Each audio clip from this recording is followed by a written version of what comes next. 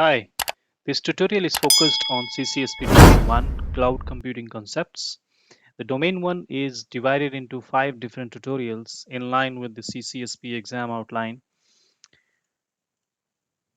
The cloud computing, according to the NIST standard, the cloud computing is a model for enabling the ubiquitous, convenient, on demand network access to a shared pool of configurable computing resources.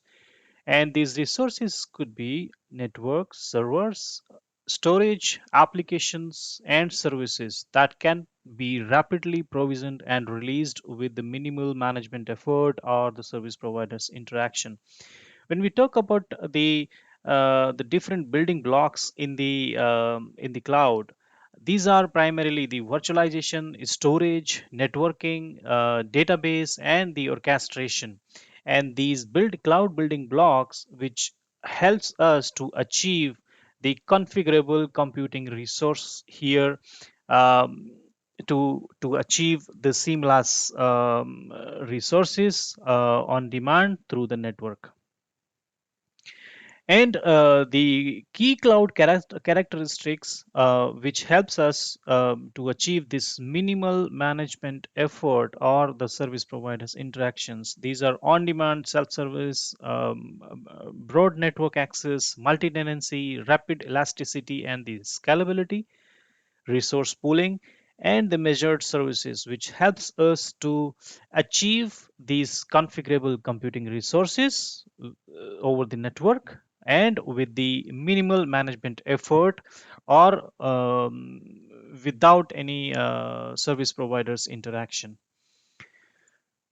There are different cloud computing roles. The primary roles are these three: CSC, CSP, and CSN. So, CSC is the one which consumes the service. Which is being in relationship for the purpose of using the cloud services, and the services are provided by the cloud service provider, and which is responsible to make the cloud services available to the cloud customer. The cloud service partner here, this is a party which is engaged in support of or the auxiliary to the activities of either of the provider or the customer. So this partner can provide their services to customer as well as to the partner as well. So we will show you the relationship between these. Here, if we take an example of CSP, for example, the CSP could be Amazon, it could be Google Cloud, it could be Microsoft Azure, and similarly, when we talk about the customer, so the customer, for example, here this could be AWS, this could be GCP, this could be Azure, and this CSP, the cloud service providers services are being accessed by CSC, the cloud service customer. And this cloud service net partner is able to the CSN is able to provide their services to CSC as well as to CSP. So this depends on their engagement, that what kind of support that they are providing to either of the party or either of the entity. Similarly, there are other cloud computing roles here. The cloud service broker, auditor, and the cloud service user. The cloud service broker is a partner who negotiates the relationship between both the provider and the customer. The auditor is responsible to conduct the audits to comply or to check whether there is a compliance with any particular regulation or any standard. For example, if the cloud provider and the customer they are processing the credit card, data, then they are supposed to comply with the PCI DSS, and there's supposed to be some kind of audits there so that they can check the compliance and they can avoid any kind of penalties on either of the entity. The cloud service user is the person or the entity which uses the cloud services on behalf of the cloud customer. So here the relationship may be like this. We have cloud service provider which provides the services to cloud service customer, and these services are being accessed by the cloud user. And here in this, the auditor may be auditing the services of the CSP, maybe auditing the services of CSC, depending on the audit scope. And the CSN, for example, CSN is also, which we learned in the previous slide here, the cloud service partner. This partner may be supporting the CSP as well as the CSC in order to provide the correct services to the end user. There are different main roles and sub roles if we deep dive further. So this reference is actually from ISO 17789, and this standard is very important to learn these roles in the cloud computing and the sub roles, and what is the responsibility of each role and sub role. This is very important standard to learn these things. So the if we talk about the CSC first, the cloud service customer, then we have first the cloud service user, which is responsible to use these services on behalf or in association with the cloud customer. Then we have the cloud service administrator. They are responsible to monitor the services, administer the security services, provide billing and the usage report, for example, handle the problem reports, administer the tenancies, etc. And similarly, the cloud service business manager, their responsibility, to meet the business goals of the cloud service customer. So this cloud service customer has their own business goals, and this business manager is going to support to achieve these goals through the acquisitions and the usage of the cloud services in the cost efficient way. The cloud service integrator, they're responsible to integrate the cloud services with the cloud service customers existing ICT system, including the applications functions and the data. If we move down to the cloud provider side, then we have the cloud service operations manager, which is responsible to perform all operational processes and procedures of the cloud service provider. And the deployment manager is responsible to plan the deployment of other services into the production. um, if you find a question in the exam, like the in terms of the roles and responsibility, the deployment is planned after so and so months or the weeks, and what are the plannings that they are supposed to do, and they may list down those responsibilities, and they may ask that which role or sub role is responsible to plan these activities. So you may find these questions, or you may find the question in different way, that who owns this kind of responsibility, whether CSP, CSC, or CSN, like that. Then we have the service manager, which is responsible to manage the provide services, perform service level management, deploy and provision the services. And then the business manager, they creates and tracks the business plan, define the service offering strategy, and manages the business relationship with the cloud service customer. Then we have the customer support and care representative. Their primary job is to take the customer request and to support them on the different queries and all. Um, we have intercloud provider. They manage the peer cloud services, perform the peering, federation, intermediation, aggregation, etc. And then the cloud service security and the risk manager. They manage the security and risk, design and implement the service continuity and ensure the compliance. Similarly, the network provider, they provide the network connectivity, delivers network services, provide network management services.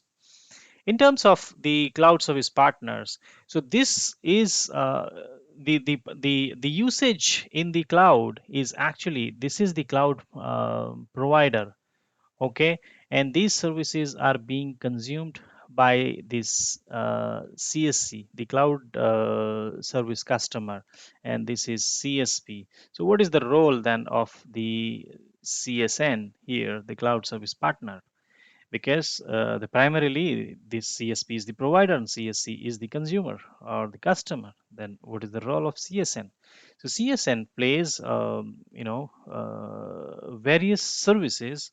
This offers the various services to either of the entity. Could be CSC, could be CSP. So different roles, the other roles, these falls under the cloud service partner.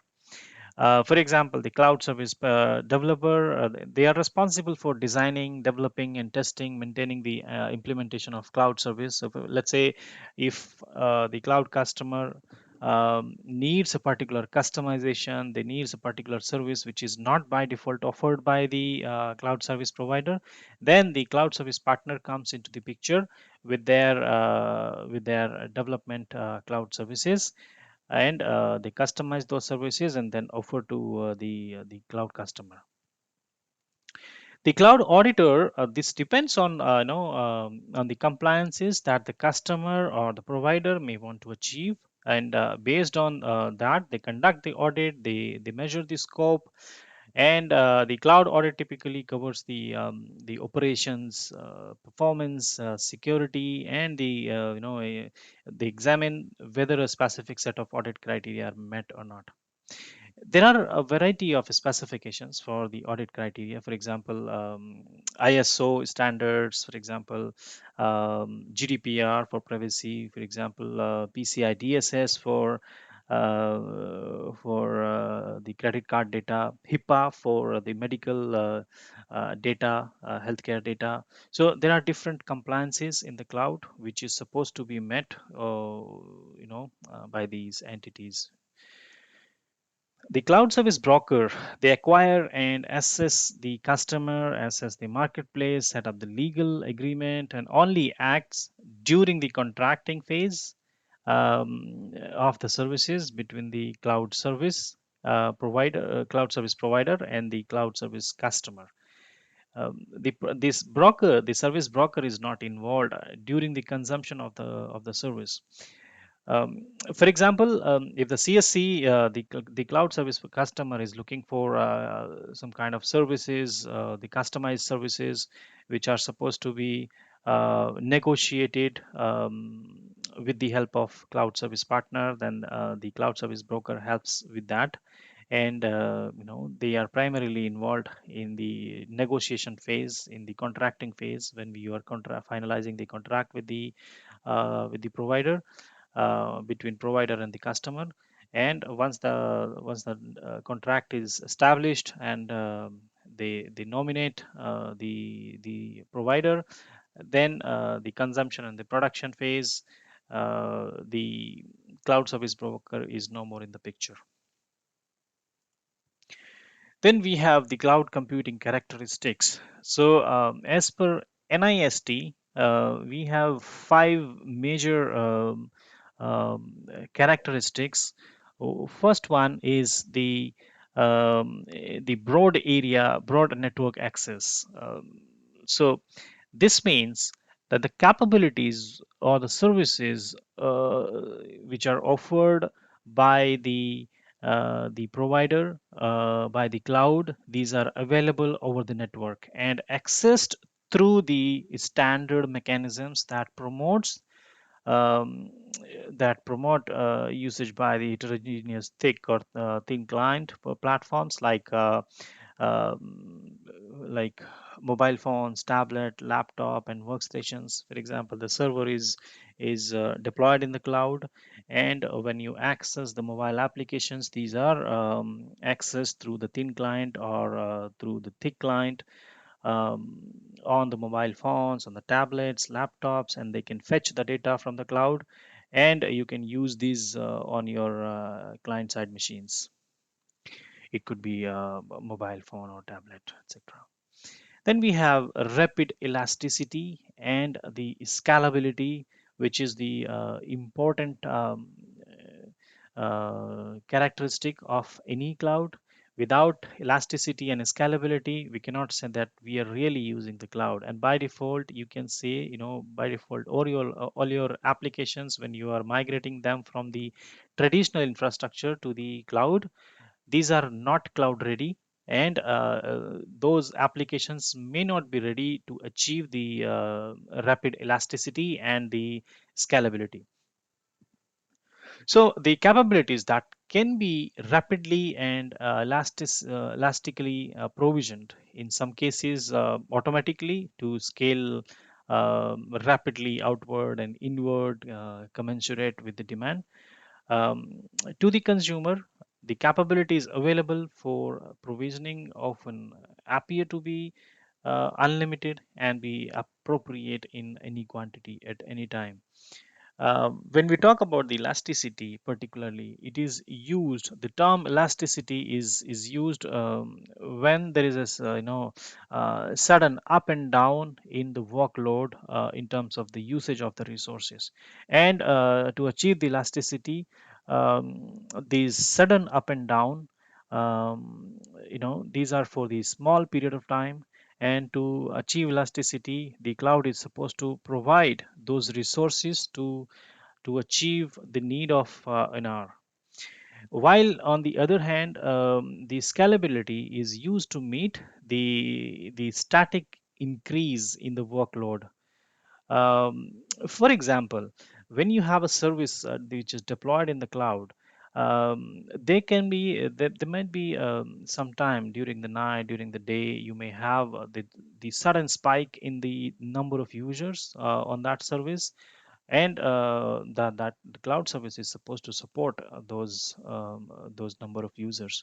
While in the scalability, whether your system is scalable enough to, if today you have 1000 users, is your system ready to serve 10,000 customers or 10,000 users after 6 months, maybe, or maybe 1 month, after 1 month?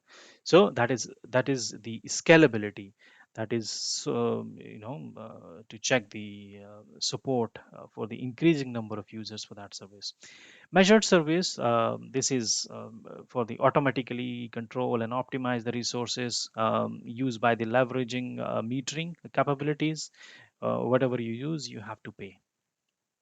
On demand self service, a consumer can unilaterally provision the computing capabilities. You don't need the provider all the time. If you need the resources, it is self service. You go and demand for that service, it is available. So you don't need any human intervention from the cloud service provider. Resource pooling, the provider's computing resources are pooled to serve the multiple consumers using the multi-tenant model, with the different physical and the virtual resources dynamically assigned and reassigned according to the consumer demand. Um, then we have the multi-tenancy. It is the only addition by ISO 17788 standard, and the multi-tenancy is is something when you have more than one users, using the same service which is there in the cloud. um, Sharing of those resources with the other customer of the cloud services. Also, a tenant is a group of the cloud service users sharing.